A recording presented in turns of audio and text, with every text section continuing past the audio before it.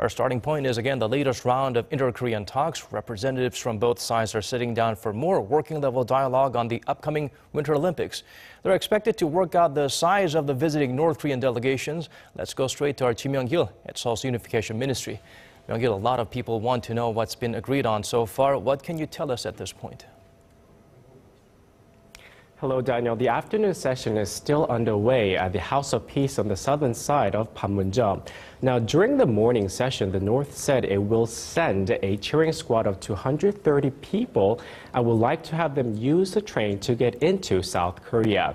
Now, we presume the talks are in the final stages, and other issues such as the possibility of entering the opening ceremony as one team and forming a joint Korean ice hockey team and expenses are being discussed. Let's take a look at what the heads of the South and North delegations said during the morning session.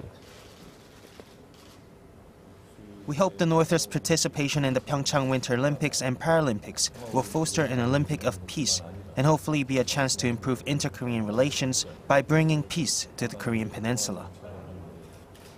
Ties between the North and South, in reality, have been frozen and were in a state of confrontation since 2008.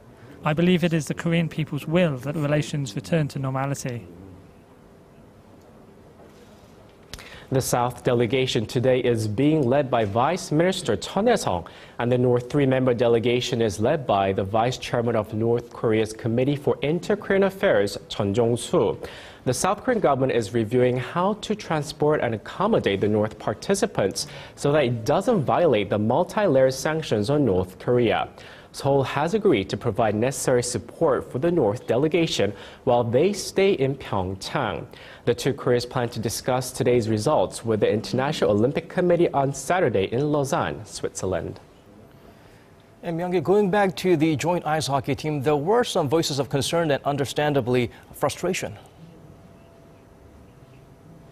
That's right, Daniel. The two sides are currently discussing the possibility of forming a joint women's ice hockey team after South Korea proposed the idea during last week's high-level talks.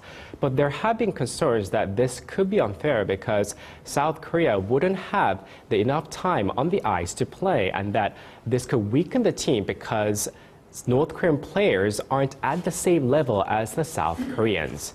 And the South Korea's head of the coach said she only heard about Seoul's push for a single Korean ice hockey team a couple of days ago from her staff and journalists, not from a government official.